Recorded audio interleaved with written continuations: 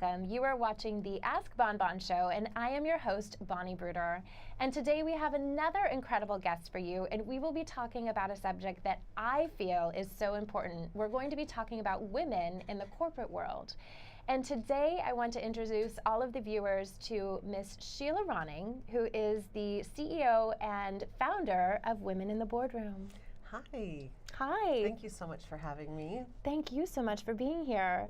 So we all know and we all hear and read that there's not enough women in the corporate world and specifically in boardrooms. So tell us just a little bit about your company and the idea behind it. So Women in the Boardroom, I started it over 12 years ago, really before anybody was even talking about women being in the boardroom. And of course nowadays that's completely changed, which is great. But you know, back then it was the whole Enron scandal happening, all these different things, and women didn't even know what it meant to think about being in the corporate boardroom, and they didn't know what even went behind, you know, what was happening behind those closed doors or how to get there. So, you know, we started having this annual program where we would, you know, open it up to the masses and have these experienced board directors talking to the women about why they should consider serving on a corporate board, why it would be so great for not only their, you know, their current career and getting to the next level in their career, but also as, you know, potential retirement, you know, a second career after they decided to retire and didn't want to do full-time gardening. Fantastic. Yep. And so we had the event, you know, in 15 cities across the U.S. Had, you know, 15,000 women who are attending the program. And about 3 years ago, we completely changed it and started working more one-on-one with senior level executive women, and really helping guide them into the boardroom. And now companies are actually starting to pay attention to us and coming to us with their board openings too. So we then can offer that to our members. And so we're all about helping women get into the corporate boardroom and helping them advance in their career at the same time. That is fantastic. So I know just before the show we were talking a little bit and I asked you if you had a couple of statistics and you said that you didn't really love those because you know, they're not a true to scale as far as what's possible.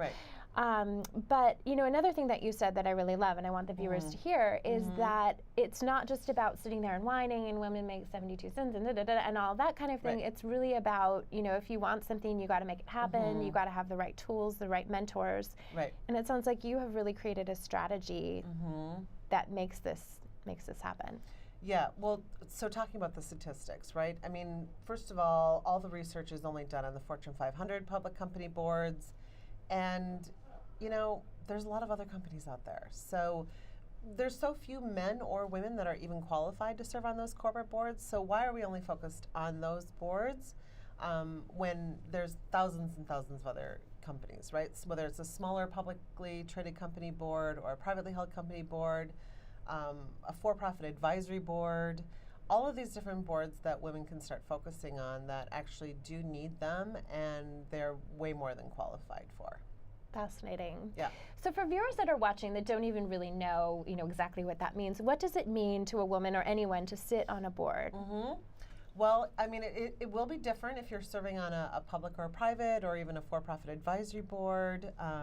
But really, your main responsibility is to the shareholders. So, you know, it's also to hire and fire the CEO, and you know, what they need to remember is they're not management. So it's, you know, they're not running the day-to-day. They would be overseeing the strategy, not putting the strategy together. And you know, it can be on average, you know, 250 hours a year for some types of boards, and you know, it could be a lot less for other boards, but you know, there's a lot of compensation. There's also a lot of risk too, so people need to really know what they're getting themselves into. And it's also important not to just take the first one that comes your way that's being offered to you. You really need to do your due diligence so that you're not stepping into a risky situation. Whether, I mean, you know, a lot of times, you know, directors and officers insurance could cover that risk, but there's a lot of other personal risk to your reputation that you can't buy insurance for. Sure, that makes a lot of sense. Yeah. So how does someone start to work with you? If I'm a women executive and I am interested in your services, what happens? I come across your website and then... Well, you know, there's many, you can join as a member, or you can just watch some of our webinars or come to our in-person events.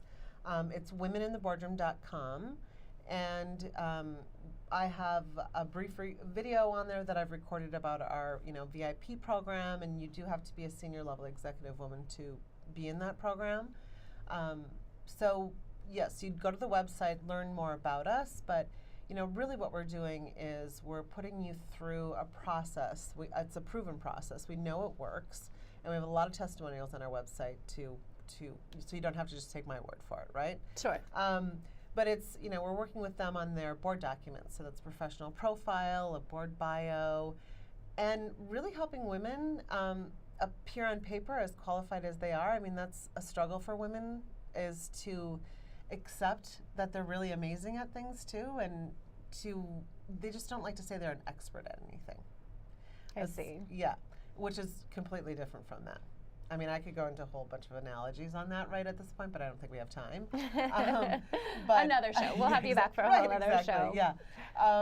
So we work with them on that. We put them through an individualized skill set review, so we really can help them figure out what it is that their skill set is for board service, so that they're able to, board speak, right?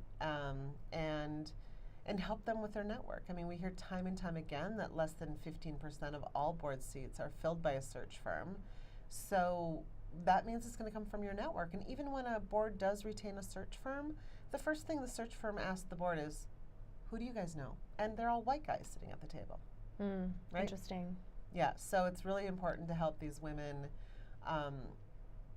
work their network. I mean, women are amazing networkers, but we are horrible at using our network. We don't like to ask for help. We're not big golfers, so we're not out on the golf course with them all the time. But it's we have a really great process that helps them, keep in touch with that amazing network they have, and ask for board seats. Fabulous. So, I mean, as you know from my history, I worked for Harvey McKay for many years, who's probably one of the most famous networkers in the world. And it was either he or Tony Robbins, I can't remember, that would say your network is your net worth.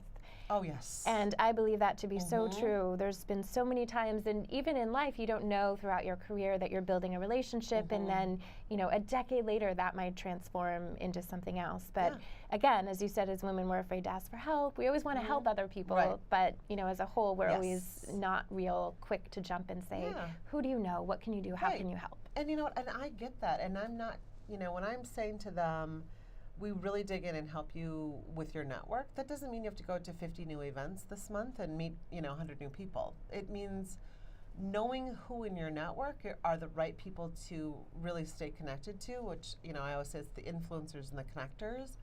And I'm not asking you to reach out to them all the time and have it be me, me, me. I'm showing them different creative ways to stay in touch with them and have it be more about them than you. Fantastic. Yeah, that's the secret to networking. It's always, what can I do for you? Exactly. And then, again, you never know when that will come full circle. And a lot of times what I find and what I hear, because I do a lot of career coaching with people in transition, I'll say, if it's not a fit for that, ask them, what do you need? Exactly. Maybe their daughter needs a new ballet school, and you just happen to have a cousin in their town that runs one. I've had so many things come to people from those types of connections versus going through LinkedIn, which is great. I love LinkedIn. Yeah, but, I know. Trying to fit something, key. it's not. No, yeah, it's not. It's relationships. It's interesting with the career coaching that you do. So when I'm talking to these women and I'm saying, you need to let people know that you're interested in serving on a corporate board, right? But you can't just say, hey, Bonnie, I'm interested in serving on a corporate board. Can you help me? I mean, what are you supposed to do with that information, right? That's like somebody coming to you saying, I'm looking for a job. You don't want to have to be the one to reel it out of them and say, okay, well, what industry, what size company, what do you want to do? So I'm, teaching these women to really be specific and know what size companies they're interested in, what industries, what their skill sets are, that they can bring as a benefit to that board. But we have to remember that our network does want to help us, but we need to help them help us. It's very true. Specificity is the Yes. number one thing that you can do in order to achieve Yeah. your goals. If you're not specific, the universe will deliver you anything. And you know, so many times I sit down with people and they'll Yes. say, "Oh, I want a relationship," and I'll say, "Do you really?" And say, "Yes, yes, I really want a boyfriend." They say, "Well, hold on, you know, you over there, come here, Right. because there's a boy," and Right. you know that can work. But if you're specific and you say, "This is what I'm looking for," and you know, to your point, it's really, really important with all Yes. things. So you mentioned you have testimonials on your site. You must have some really great stories of people that you've been able to place. Can you share with our viewers a couple of those stories? So I don't use the word place because we're not a search firm. Right? Okay. So I connect people. Okay. But I mean, I'm always saying that just to let people know because we're not a placement or a search Sure. firm, right? And we're not doing the vetting. So we have, I love the testimonial from one of our members who, after 6 months of joining, which by the way is not normal. I mean, we hear on average it takes 3 to 5 years to get onto your first corporate board, and yeah, she got onto her first board after 6 months of joining as a VIP member, which is great. But again, it's not the norm. I don't want people to think that's the norm. But she gave us a testimonial and said, I got into my first corporate board through my own network, but I'm giving women in the boardroom 100% credit because had I not joined as a VIP member, I wouldn't have followed their process. I wouldn't have reached out to my network, and I wouldn't have talked to my network like they told me to, and I wouldn't have gotten onto this board. Fabulous. I know. That's a great point. Yeah, and then another member, she, we talked to her a lot about going out and speaking on, her subject matter. I mean, when you're known as an expert in your field, you get a lot of speaking gigs. You got a lot of PR that way. And she ended up getting onto a public board because she was a speaker and she was fighting it the whole time. Like, no, I don't want to do that. I don't want to do that. And, she's like, well, I made myself go do it, and you're not going to believe it, but now I'm on this public board. That is fantastic. Wow. Yeah. Must feel really great to have a career where you're, getting people into their dreams and getting them into. Well, and I'm doing what I love to do. Good. Yeah. Good. So what inspired you to take this path? I am a serial entrepreneur, as I think you are. Yes. Yes. So Guilty. So I started my business many years ago as a sales, marketing, and PR consultant. And I was in the Minneapolis area, so the big Twin Cities, right? Yes. And started this consulting business. And back in the late 90s, I mean, I was like 10, but look at those. That's funny. I was also 10. Yes, I know, right? So I started this business. And at that time, in order to go to networking events, you always had to be a member of something. And even though the Twin Cities is a very small market, it's extremely spread out. So they had 10, 15 different chambers of commerce, and I was supposed to join every one of them. Well, one, I didn't have the money to join all these different chambers to go meet all these different people. And two, I didn't have the time to go drive around to all these networking events. So I ended up creating my own networking event in the Twin Cities, which became the largest business-to-business networking event. I had it 5 times a year there. It was basically a big party, right? I mean, it was small business owners Sounds great. getting together. They loved it. I'm a master networker, and so I was very strict about the types of people that would be exhibiting there and attending. I didn't want those people that came in and just were like looking at your name tag and then trying to sell you something. It had to be a networking event. It was all about building relationships. And so I did that for years, and my mentor had actually said to me, okay, you're obviously really good at getting people in the room. And she said, I would love it if you would start an event on helping women get into the corporate boardroom. And I'm like, I do not know what you're talking about. Like, I had no idea. I was, in small business. Yes. And so obviously I figured it out. So I started the annual event in Minneapolis, and, grew to like 600 people every year. And then my mentor said to me, okay, now start taking it to other cities. And I'm like, what the hell? Are you kidding me? Do business outside of Minnesota? But I did. Fantastic. Yeah. And now you're here in New York, the biggest Yes. city in America. Yeah, well, the center of the universe. Well, yes, of course. Of course.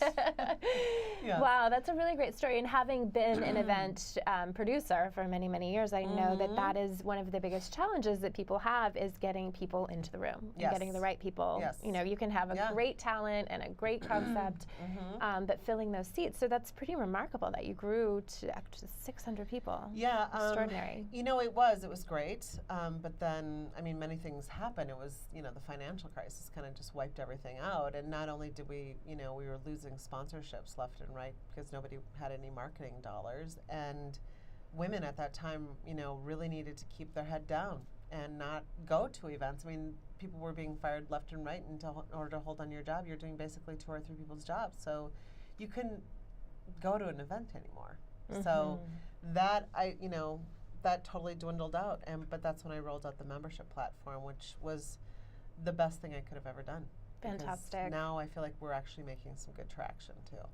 Well, that's great, and then it gives a lot of people access, right? It's not just, you know, if I am a CEO or a COO of a company and I might have a certain income, but it sounds like it's affordable or accessible, rather, to a lot of you know, we tiers of have people. different levels of membership, and you know, we do so much knowledge sharing on our webinars, and they're all recorded, so you can always watch them at a later time too. But those are, you know, those are available to everybody. They can go and watch those. I mean, they're $35, but there's so much great content. I mean, I think we have probably 60 or 70 webinars now that are on our website, so it's a lot of great content there. That is and fantastic. it's not just focused on boardroom. I mean, you cannot go into the boardroom without being a great leader. Right. And then without, you know, you can't be a great leader without the different coaching elements too. Sure. Right? So there's a lot of different programs that we have that are, you know, this one woman in New York, she did a session on, you know, success under stress and gave tips on, you know, little breathing tips that you can do, or, you know, like this 5-5 count of de-stressing when you're in a meeting or in that tense situation. Yes. You know, Very when those interesting. people trigger us. It can happen. Hopefully, yes, we have enough tools and strategies Yes. to make sure that Yes. doesn't happen for people. Yeah. But it's very true, and it's always good to learn. And, you know, to your point, it's not just in that one element. You have to be a good networker with everything. You have to be a good networker when you're walking to the subway. You have to be, because those are the times. I've had a couple of instances lately. The other day I was waiting for my car, and I was freezing, so I was kind of doing this skit about the people, you know, playfully, the people that run the garage. Yeah. And this man was just watching, waiting for his car, and cracking up, and he goes, "Are you in marketing? What do you do?" Yeah. And I ended up, anyway, I said, "No, I'm an executive coach." And he said, you know, he was working on a prototype for a very large global company. And fast forward, he ended up hiring me to So awesome. spearhead the Yes. executive coaching element of it. So, but it comes from that point. It's just like, instead of being like, "Oh, where's my car?" I thought, you know, I'm going to make the most of this scenario. And You've I'm always gonna, got to be on your A game. Yes. Everybody's always watching you. Yes. Right? Exactly. And I have another funny story like that, and then we'll close up with a couple more your stories. Yeah. But the other day I was getting a haircut. We go to the same salon. And I was walking home, and it was a lovely evening, and I said, you know, I'm going to duck in and we're going to have a nice glass of wine in this beautiful Italian restaurant.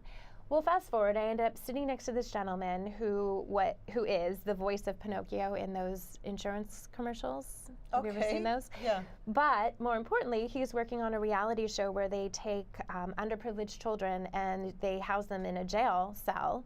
And they have famous boxers. Mike Tyson is involved with the project, and one other boxer.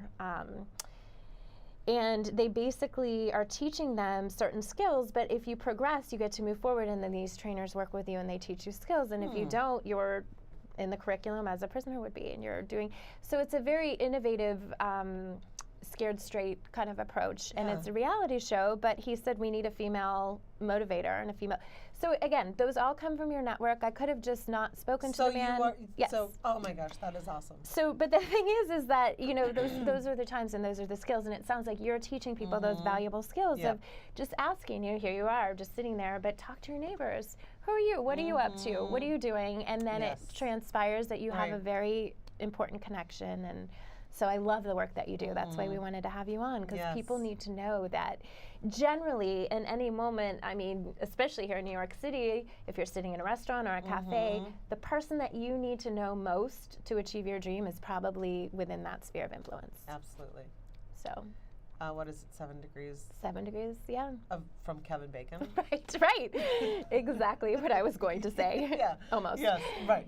So great. Well, so tell us one or two more quick stories or just successes or tips that you have for people that are interested in this topic. Well, I mean, great point about, you always have to be on your A game. Yes. Right? I mean, no matter where you are, and it's not always easy, and if you don't feel like you can be on your A game, you might want to just take a nap or stay home, right? Because you have to be on your A game. I mean, we all feel that, especially here. I mean, it's like people are running into you, and you're just like, oh. But you have to. You have to remember you're always being watched. But if people want to get to the next level, and obviously my goal is to get more women into the corporate boardroom. But and you probably can speak to this even better than I can as an executive coach. But you really need to have a plan to take you there. Right. Right? I mean, figure out what it is that you want. You have to set your goals and work towards those. But, certainly you can serve on, some nonprofit boards. And I always say, like, listen, when people come to me and say, well, can you help me get onto a nonprofit board? Or a nonprofit board will come to me and say, can you help us find some board members? And my thing is that I never want women to stop doing their charitable work. I think our country would be in a really bad place if they did. But in order to use their nonprofit board service for, getting to the next step in a corporate boardroom, they really need to make sure that they're serving on nonprofit boards that are large nonprofit boards, well-run nonprofit boards, so that they're learning good corporate governance. They need to make sure that they're passionate about it. They need to make sure that they're taking a leadership role on that board. They need to make sure there's men serving on that board, because it's a networking opportunity. And they need to make sure that they're showing up. I mean, how many times have you been on a nonprofit board where a lot of, most board members weren't even there? And that's not good for your reputation either. But I always say that I do not help women get, I have no desire to help women volunteer 1 more minute of their time. I'm only about helping them get those paid board seats. Fantastic. Yeah. Well, great. Well, thank you so much for the work you do. And thank you for being here on this episode of Ask Bonbon. I know a lot of our viewers are very interested in this topic, so it's been an honor and a privilege to have you here. Well, thank you. It's been an honor being here with you. Thank you. I appreciate it. So much. And thank you, everybody, for watching. This has been the Ask Bonbon Show, where we interview some of the most interesting people here in New York and around the globe, and we teach you what you need to know in order to create the life that you love. We'll see you on the next episode.